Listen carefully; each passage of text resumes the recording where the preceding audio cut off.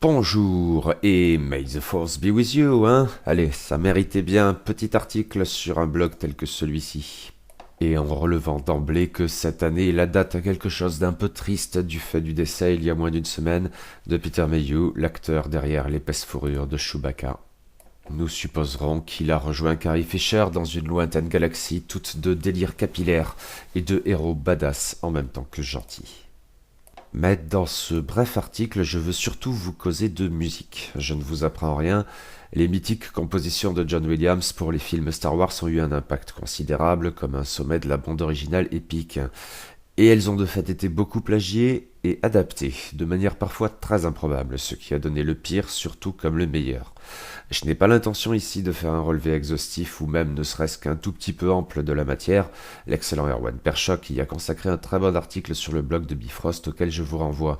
Je veux essentiellement vous parler du meilleur, qui est forcément du disco. Mais avec voir un pain de comparaison peut s'avérer utile pour apprécier le talent de Meko, le héros de ce bref article. Bien évidemment, dans ce contexte et dans notre beau pays d'enfance, il est difficile de faire l'impasse sur la célébrissime et catastrophique performance télévisée de René Joly sur des paroles d'Étienne Rodagil. Vous connaissez sans doute déjà, mais je vais vous en donner le lien sur l'article du blog ainsi que des assez nombreuses autres vidéos musicales que je mentionne dans cet article. Par chance, dans ce même beau pays d'enfance, on a pu faire mieux, si, et je clame une nouvelle fois à la face du monde combien j'aime d'amour le mash-up de DJ Zebra délicieusement improbable et scandaleusement pertinent qui plaque sur le thème de la marche impériale les éructations du J'arrive de Joe Star, et donc Joe Star Wars, voilà, c'est parfait, avec tant qu'à faire le beat légendaire autant que monstrueux du Daft Punk de Daft Punk pour rendre l'ensemble plus menaçant et dansant encore. Parfait! Mais ce que je veux mettre en avant ici, c'est le travail de Meko, de son vrai nom Domenico Monardo, un musicien de session et producteur américain amateur de SF qui, dès 1977, dans la foulée de l'épisode 4 et de son incroyable succès commercial qui s'était également reporté sur les enregistrements de la bande originale de John Williams, s'est dit qu'il pouvait bien en livrer sa propre version surplombée par une boule à paillettes.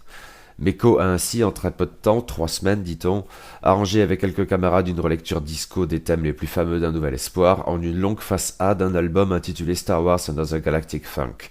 Et ça s'est très bien vendu et à bon droit parce que c'est absolument génial. Oui, je suis parfaitement premier degré là, c'est génial. Et un rappel bienvenu de ce que, en cette époque bénie, oui bénie, comme disait je ne sais plus qui, James Murphy peut-être, à la fin des années 70, il y avait le punk et le disco. Et pourquoi choisir entre les deux quand on pouvait avoir les deux ? En cette époque bénie, donc le disco, via éventuellement son sous-registre, le space disco, largement associé à l'italo disco, cette musique qui collait la fièvre tous les samedis soirs entretenait des liens incongrus avec la science-fiction, même si essentiellement son registre le plus populaire est souvent kitsch.